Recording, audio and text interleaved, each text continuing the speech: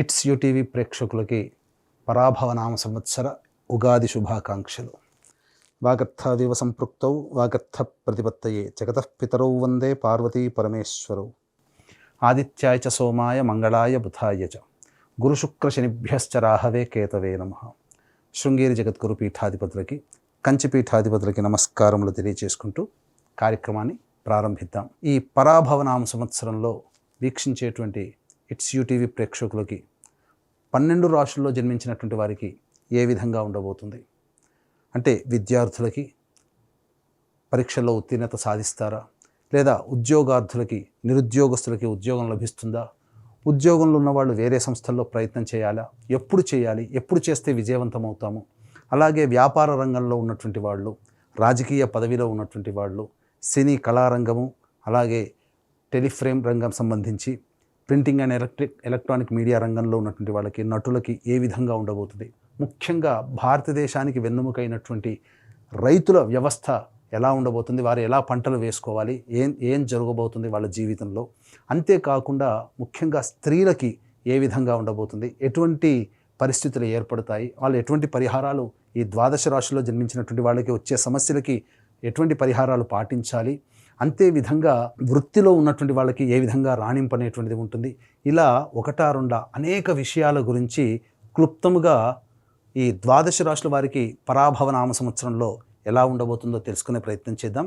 ఇక ఆలస్యం చేయకుండా కార్యక్రమంలోకి వెళ్ళిపోదాం. వీక్షించేటువంటి ప్రేక్షకులకి మేషరాశిలో జన్మించినటువంటి వారికి ఈ పరాభవనామ సంవత్సరంలో ఏ విధంగా ఉండబోతుందో తెలుసుకునే ప్రయత్నం చేద్దాం. ప్రధానంగా ఏలిన నాడిశని ప్రభావం అనేటువంటిది ఈ రాశి వారికి ఈ సంవత్సరం అంతా ఉంటుంది. కాబట్టి ఏలిన నాడిశని ప్రభావం అనగానే భయపడాల్సినటువంటి పని లేదండి. ఎందుకంటే కర్మదోషం అనేటువంటిది తొలగిపోతుంది.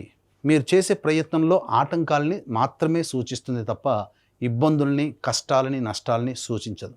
కాబట్టి ఈ మేషరాశి వారికి 12వ స్థానంలో ఉన్నటువంటి శని ప్రభావం వలన అడ్డంకులు మాత్రమే కలిగి మిమ్మల్ని కాస్త ఫలితాన్ని ఇవ్వడంలో ఆలస్యం చేస్తుంది అనే విషయాన్ని గమనించుకోవాలి. ఇక గురుగ్రహ ప్రభావం మే 31వ తారీఖు వరకు గురువు మిథున రాశిలో సంచారం చేస్తూ ఉండడం. ఈ కాలం మార్చి 19 నుంచి మే 31వ తారీఖు వరకు ఉన్నటువంటి కాలం ఏంటంటే కాస్త జాగ్రత్తగా ఉండాల్సినటువంటి కాలం. అంటే నూతన వ్యక్తులు పరిచయం అవుతారు. తద్వారా ఆ పరిచయస్తులు లేదా సోదర సోదరీమణుల మధ్య చిన్నపాటి పొరపచ్చాలు వచ్చే అవకాశం ఉంటుంది. ముఖ్యముగా ఈ యొక్క గురు ప్రభావం వలన ప్రధానంగా అనుకోని సంఘటనలు ఈ మార్చి నుంచి మే 31వ తారీఖు వరకు ఎదురవుతాయి. కాబట్టి మానసికంగా సిద్ధంగా ఉండి వాటిని ఎదుర్కొనే ప్రయత్నము స్వయం కృషితో ఈ యొక్క మేషరాశిలో జన్మించినటువంటి వారు చేసుకున్నట్లయితే చాలా శుభ ఫలితాలు పొందుతారు. ఇక జూన్ 1వ తారీఖు నుంచి అక్టోబర్ 31వ తారీఖు వరకు గురువు కర్కాటక రాశిలో సంచారం చేస్తున్నటువంటి ఈ కారణం చేత ప్రధానంగా అర్ధాష్టమ గురు ప్రభావం కావున చాలామందితో విభేదాలు, ముఖ్యంగా గృహ నష్టము, ఆస్తి నష్టము, వాహన నష్టము అనేటువంటిది జరిగే అవకాశాలు ఎక్కువగా ఉంటాయి. మరీ ముఖ్యంగా జాతకరీత్యా చేస్తున్నటువంటి వృత్తి, ఉద్యోగ, వ్యాపారాల్లో కొన్ని ఇబ్బందికర పరిస్థితులు అనేటువంటివి ఈ యొక్క జూన్ 1వ తారీఖు నుంచి అక్టోబర్ 31వ తారీఖు వరకు మేషరాశిలో జన్మించినటువంటి వారు ఎదుర్కోక తప్పదు. ఈ సమయంలోనే వాతావరణంలో అనగా మీ యొక్క సంబంధించినటువంటి గృహ వాతావరణంలో మార్పులు కలుగుతాయి. అనగా గృహాన్ని బదిలీ చేయడం కానీ, లేదా వేరే ప్రాంతాలకి బదిలీ అవ్వడం కానీ, లేదా ఉన్న ప్రదేశం నుంచి వేరే చోటికి ప్రదేశానికి మారడం కానీ జరిగే అవకాశాలు ఎక్కువగా ఉంటాయి. అయితే మరి ఈ మేషరాశి వారికి ఇటు శని ప్రభావము, ఇటు గురువు కూడా అనుకూలంగా లేని కారణం చేత మరి ఎప్పటి మంచి శుభ ఫలితాలు కలుగుతాయని ఆలోచిస్తే ప్రధానంగా వచ్చే సంవత్సరం జనవరి 24 నుంచి ప్రధానంగా అంటే ఈ సంవత్సరమే అక్టోబర్ 31 నుంచి జనవరి 24వ తారీఖు వరకు సింహరాశిలో సంచారం చేస్తుంటాడు. అంటే నవంబర్, డిసెంబర్, జనవరి అనగా 2.5 నెలల పాటు, దాదాపుగా 3 నెలలు వేసుకోవచ్చు. ఈ 3 నెలల పాటు అనుకూలమైనటువంటి కాలం ఈ సింహరాశిలో సంచారం చేస్తున్నటువంటి కారణం చేత ప్రధానంగా ఈ సమయం మీకు అత్యంత యోగ కాలంగా ఉంటుంది. చేసేటువంటి వృత్తి, ఉద్యోగ, వ్యాపారాల్లో అన్ని విధాలుగా గురు అనుగ్రహం ఉండడం. ఎందుకంటే నవగ్రహాల్లో అత్యంత శుభకరుడు గురువు. ఇటువంటి గురువు అనుగ్రహం మీకు సంపూర్ణంగా ఉండడం ఈ కారణం చేత ఈ సమయం మాత్రం అనుకూలంగా ఉంటుంది. మళ్ళీ జనవరి 24 నుంచి వచ్చే సంవత్సరం ఉగాది వరకు కూడా మళ్ళీ కర్కాటక రాశిలో వక్రీకరించి ఉన్నటువంటి స్థితి ప్రభావం చేత ప్రధానంగా గురువు యోగించబోతున్నాడు. అంటే ప్రధానంగా ఒక సంవత్సరంలో 6 నెలల పాటు అనుకూలంగా ఉండకపోవడం, మిగతా 6 నెలల పాటు అనుకూలంగా ఉండడం ఈ యొక్క మేషరాశిలో జన్మించినటువంటి వారికి గురుగ్రహ ప్రభావం కలుగుతుంది. ఇక డిసెంబర్ 5వ తారీఖు వరకు కూడా కేతువు యోగాన్ని కలగచేస్తూ ఉంటే, డిసెంబర్ 5 తర్వాత కేతువు అవయోగాన్ని కలగచేస్తాడు. అలాగే రాహు ప్రభావం కనుక చూసుకున్నట్లయితే ఈ యొక్క రాహువు డిసెంబర్ 5 వరకు కూడాను యోగాన్ని కలగచేస్తూ ఉంటే, డిసెంబర్ 5 తర్వాత రాహు కూడా అనుకూలంగా ఉండకపోవడం. ఈ కారణం చేత ఒక్క గురువు అనుకూలంగా లేకపోయినా, మిగతా గ్రహాల యొక్క శని అనుకూలంగా లేకపోయినా, మిగతా రాహుకేతు గ్రహాల ప్రభావము అనుకూలంగా ఉండడం చాలా మంచి శుభ పరిణామము ఈ మేషరాశిలో జన్మించినటువంటి వారికి ఉంటుంది అని చెప్పవచ్చు.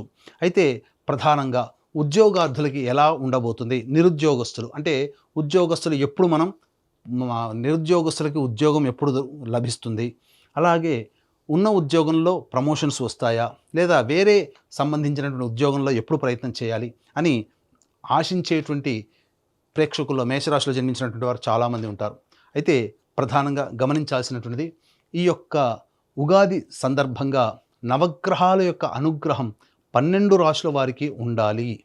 ఎందుకనంటే మనం చేసే ప్రతి పనుల్లో లాభమైన, నష్టమైన, కష్టమైన, సుఖమైన, ఇబ్బంది అయినా, అనుకూలమైన అన్నీ నవగ్రహాల యొక్క అనుగ్రహంతోనే మనకు కలుగుతాయి. కాబట్టి కష్టాలను ఎదుర్కొనే ధైర్యము, యోగాల్ని అనుభవించే యోగ్యత, ఇవన్నీ కూడా మనకు కలగాలంటే నవగ్రహాల యొక్క అనుగ్రహం కావాలి. ఇట్టి నవగ్రహాల యొక్క అనుగ్రహం కోసం ఏప్రిల్ 1వ తారీఖు చైత్ర పౌర్ణమి మరియు అతి శీఘ్రముగా ఫలితాలనిచ్చే ఉన్న 3 నక్షత్రాలలో ఒకటైనటువంటి హస్త నక్షత్రం రోజున సాయంకాలం ప్రదోషకాల సమయంలో మీ జాతకరీత్యా కలుగు అన్ని రకాల సమస్యల నివారణకి సర్వదోష నివారణ పూజలు హోమాలలో భాగంగా నవగ్రహ పాశుపత హోమము మరియు ఆరోగ్యం కోసం మృత్యుంజయ హోమము, అలాగే సర్వకార్య జయసిద్ధికి సుదర్శన హోమము, సర్వశాంతికి రుద్ర హోమము, అనుకూల దాంపత్యము, వివాహము, ఆర్థిక ఉద్యోగ అభివృద్ధి కోసం లక్ష్మీ మూలమంత్ర సంప్రతి లక్ష్మీ సూక్త హోమాలు జరిపించి శక్తిపాతము చేసినటువంటి కరుంగలి మాల ఇవ్వడం జరుగుతుంది. కాబట్టి ఈ కార్యక్రమంలో పాల్గొనదలిచిన వాళ్ళు స్క్రీన్పై కనిపిస్తున్నటువంటి నెంబర్కి కాంటాక్ట్ చేసి మ్యాక్సిమం ఏప్రిల్ 1వ తారీఖు రోజున మధ్యాహ్నం 3 గంటల లోపల మీరు నమోదు చేసుకోవచ్చు. ఉద్యోగస్తులకి ఎప్పుడు వేరే సంస్థల్లో ప్రయత్నం చేస్తే బాగుంటుంది, లేదా ఉన్న సంస్థల్లో ప్రమోషన్స్కి ఎప్పుడు ప్రయత్నం చేసుకుంటే బాగుంటుంది, ఎప్పుడు లభిస్తుంది, అలాగే నిరుద్యోగస్తులకి ఉద్యోగం ఎప్పుడు బాగుంటుంది అనే విషయాల గురించి క్లుప్తంగా తెలియజేసుకునే ప్రయత్నం చేద్దాం. ఈ మేషరాశిలో జన్మించినటువంటి వారికి 15 జూన్ నుంచి 16 జూలై మధ్యకాలంలో అనుకూలమైనటువంటి కాలము. ప్రధానంగా 17 సెప్టెంబర్ నుంచి 17 అక్టోబర్ వరకు ఉన్నటువంటి కాలము ఇది చాలా యోగ్యమైనటువంటి కాలము. ఇక 14 జనవరి నుంచి 13 ఫిబ్రవరి వరకు ఉన్నటువంటి కాలము చాలా అనుకూలమైనటువంటి కాలంగా చెప్పవచ్చు. 14 జనవరి నుంచి 14 మార్చి వరకు, 14 జనవరి నుంచి 14 మార్చి వరకు వచ్చే సంవత్సరం ఇవి ఉద్యోగ సంబంధమైనటువంటి విషయాల్లో నిరుద్యోగస్తులు కానీ వేరే ఉద్యోగం చూసుకోవడం కానీ చాలా అనుకూలమైన కాలము, మీ యొక్క ప్రయత్నం నెరవేరేటువంటి సమయంగా చెప్పవచ్చు. ఇక ప్రధానంగా మేషరాశి వారికి 2 ఏప్రిల్ నుంచి 10 మే వరకు ఉండేటువంటి సమయము ఇటు గురువు అనుకూలంగా లేకపోవడము, కుజుడు కూడా అనుకూలంగా లేకపోవడం వల్ల వృధా ప్రయాసలు, వృధా ప్రయాణాలు, ఖర్చులు అధికంగా ఉండడము, అవమానాలు ఎదుర్కోవడం లాంటివి జరుగుతాయి. ఇక 11 మే నుంచి 19 జూన్ మధ్యకాలంలో మీలో ఉత్సాహం పెళ్ళుబెగుతుంది. అంటే ఏ పని చేయాలన్నా ముందడుగు వేస్తారు. గ్రహం కూడా అనుకూలంగా ఉండేటువంటి సమయం కూడా ఉంటుంది, మిగతా గ్రహాలు. ఈ కారణం చేత ఈ సమయంలో పెద్దల యొక్క సలహాలు సూచనలు పాటించి ఏ ప్రయత్నంలోనైనా ముందడుగు వేస్తే విజయం మీ వంతవుతుంది. ఎందుకనంటే దుందుడుకు స్వభావంతో తొందరపాటు నిర్ణయాలు తీసుకోవడం వల్ల నష్టపోతారు కాబట్టి. ఇక 20 జూన్ నుంచి 1 ఆగస్టు వరకు ఉన్నటువంటి సమయం ఏదైతే ఉందో ఇది కుటుంబం పరంగా చూసుకున్నట్లయితే మీ యొక్క వాక్కుని అమితంగా మాట్లాడుకోవాలి. అనగా అమితంగా కాకుండా మితంగా ఉపయోగించుకోవాలి. మీ యొక్క వాక్కు వల్లనే మీకు సమస్యలు వస్తాయి. చేసే వృత్తి ఉద్యోగ వ్యాపారాలలో ఎదుటివారితో సంయమనం పాటించండి. ఆగ్రహావేశాలకి లోను కాకండి. అలాగే కుటుంబ సభ్యులతో వాగ్వివాదాలకి పనికిరాదు. ఖర్చు అధికంగా ఉంటుంది ఈ సమయంలో. 1 ఆగస్టు నుంచి 17 సెప్టెంబర్ ఈ మధ్యకాలంలో ఏదైతే సమయం ఉందో ఇది అన్ని విధాలుగా సహాయ సహకారాలు ఇతరుల నుంచి పొందుతారు. అలాగే చేస్తున్నటువంటి వృత్తి ఉద్యోగ వ్యాపారాల్లో మీరు ఆశించిన దానికంటే ఎక్కువగా అభివృద్ధిని పొందుతారని చెప్పవచ్చు. న్యాయ సంబంధమైనటువంటి విషయాల్లో మీదే పైచేయి సాధిస్తారు. ఇక 18 సెప్టెంబర్ నుంచి 11 నవంబర్ వరకు ఉన్నటువంటి ఈ సమయం ప్రధానంగా తల్లిగారి ఆరోగ్యం పట్ల శ్రద్ధ వహించాలి. వాహనాన్ని నడిపేటప్పుడు జాగ్రత్తలు పాటించాలి. ముఖ్యంగా విభేదాలు, దంపతులతో మధ్య ఉన్నటువంటి విభేదాలు ఏర్పడడం కానీ, భాగస్వాముల మధ్య విభేదాలు ఏర్పడడం కానీ జరిగే అవకాశాలు ఈ మేషరాశి వారికి ఎక్కువగా ఉన్నాయి. ముఖ్యంగా మిమ్మల్ని మీరు తక్కువగా అంచనా వేసుకోవడం వల్ల లేని సమస్యల్ని మీరు కొని తెచ్చుకున్న వాళ్ళు అవుతారు. ఇక 12 నవంబర్ నుంచి 8 మార్చి వరకు ఉన్నటువంటి కాలము ఇది కుజస్తంభన సంబంధించినటువంటి ఈ సమయంలో ప్రధానంగా జాగ్రత్తలు అనేటువంటివి పాటించాలి. ఈ సందర్భంగా మీరు గనక ప్రయత్నం ఈ విధంగా చెప్పినటువంటి సమయంలో కనుక చేసుకున్నట్లయితే ఉద్యోగస్తులకు కానీ, ఇంటా బయట వ్యక్తిగతంగా కానీ మీకు అన్ని విధాలుగా ప్రోత్సాహంగా బాగుంటాయి. ఇక ఈ మేషరాశిలో జన్మించినటువంటి వారు ప్రధానంగా చూసుకున్నట్లయితే మీకు రాజకీయ రంగంలో ఉన్నటువంటి వాళ్ళకి మీకు అంతంత మాత్రముగానే ఫలితాలు కలుగుతాయి. అధికారులు లేదా పార్టీ పెద్దల యొక్క అండదండలు అంతగా లభించకపోవడము, అలాగే ఏదైనా పదవి కోసం ఏదైనా పోటీలలో మీరు నిలబడ్డ ఖర్చులు అధికంగా ఉండడం, ఆశించిన మేర ఫలితం రాకపోవడం, ఈ కారణం చేత కొంత నిరుత్సాహానికి గురే అవకాశం ఉంటుంది. కాబట్టి సంయమనం పాటిస్తూ ఇప్పుడున్నటువంటి సమయం అనుకూలంగా లేని కారణం చేత భవిష్యత్తు ఆశాజనకంగా ఉంటుందనే ఉద్దేశంతో భవిష్యత్తులో మీరు మార్గాన్ని ఏర్పాటు చేసుకోండి. గ్రహాలు అనుకూలంగా ఉంటాయి. ఈ సంవత్సరం వరకు సాధారణంగా ఉంటుంది. ఇక విద్యార్థులకి గురుబలం అనుకూలంగా ఉండడం, పరీక్షలలో ఉత్తీర్ణత శాతము చక్కగానే ఉంటుంది. ముఖ్యంగా విదేశీ యానానికి సంబంధించి ఏ ప్రయత్నం అయితే చేస్తుంటారో ఆ విదేశీ విద్యకి అనుకూలంగా ఉంటుంది. విదేశంలో స్థిరపడినటువంటి వాళ్ళకి మే 31వ తారీఖు వరకు ఉన్నటువంటి వాళ్ళకి వీసాలు శాంక్షన్ అవ్వడం కానీ, లేకపోతే అక్కడ స్థిర నివాసానికి సంబంధించినటువంటి ఏర్పాట్లలో మీరు విజయాన్ని పొందడం కానీ జరుగుతుందని చెప్పవచ్చు. ఇక సినీ కళారంగంలో ఉన్నటువంటి వాళ్ళు ఎలక్ట్రానిక్ ఫ్రేమ్స్ అనగా printing and electronic media, social media రంగంలో ఉన్నటువంటి వారికి సాధారణ స్థాయి ఫలితాలు అనేటువంటివి ఉంటాయి. ఆశించి భంగపడడం కంటే మీ వంతు ప్రయత్నం మీరు చేసుకుంటూ ఉండడమే చాలా మేలనేటువంటి విషయాన్ని గమనించాలి. ముఖ్యంగా కళాకారులు, నటులకి ప్రధానంగా ప్రజలలో గుర్తింపు అనేటువంటిది ఉంటుంది. అన్ని విధాలుగా సహాయ సహకారాలు మీరు ఎదుటి వాళ్ళతో పొందుతారు. కానీ ధనపరంగా మీరు అలాగే మెచ్చుకోలు కనుక అవార్డుల పరంగా ఆశించిన మేర ఫలితాలు పొందలేకపోతారు. ఇక ముఖ్యంగా ఈ యొక్క మేషరాశిలో జన్మించినటువంటి రైతులు ఎవరైతే ఉన్నారో సాధారణ పంటలు వేసుకోవడమే చాలా మంచిది అని గమనించుకోవాలి. ఆశతో మనకు అలవాటు లేని పంటలు వేసుకోవడం ద్వారా నష్టపోతారు. కౌలుదారులకి సాధారణంగానే నష్టస్థితిలో ఉంటారని గమనించాలి. ఇక మొదటి పంట అద్భుతంగా మీకు యోగదాయకంగా ఉంటుంది. రెండవ పంట సాధారణమైనటువంటి ఫలితాన్ని పొందుతారని చెప్పవచ్చు. ఇక క్రీడా రంగంలో ఉన్నటువంటి వాళ్ళకి ప్రధానంగా ఈ సంబంధించినటువంటి 12 నవంబర్ నుంచి అద్భుతమైనటువంటి ప్రతిభని కనబరచడం ద్వారా మీరు అంతర్జాతీయంగా పేరు ప్రఖ్యాతులు పొందే అవకాశాలు ఈ యొక్క మేషరాశిలో జన్మించినటువంటి వారికి ఉండబోతుంది. ముఖ్యంగా ఈ యొక్క మేషరాశిలో జన్మించినటువంటి వాళ్ళు ఇతరులతో వాగ్వివాదాలు పెట్టుకోకుండా ఈ సంవత్సరం మీరు మితమైనటువంటి వ్యవహారంతో ముందడుగు వేస్తేనే ఫలితాలు చక్కబెట్టుకుంటాయని చెప్పవచ్చు. ఇక ఈ రాశిలో జన్మించినటువంటి స్త్రీలు ముఖ్యంగా గతం కంటే కొంత పరాభవాలు ఎదుర్కొనే అవకాశము గోచరమవుతుంది. ముఖ్యంగా గ్రహ సంచారం అనుకూలంగా లేని కారణం చేత గృహంలో ఆస్తి నష్టము, అలాగే వస్తువులు దొంగలించబడడం లాంటివి జరుగుతాయి. ఇంతకుముందు మీరు అప్పుగా ఎవరికైతే ఇస్తారో వాళ్ళు ముఖం చాటేయడం, తద్వారా కొంత ధన నష్టం కూడా జరిగే అవకాశం ఉంటుంది.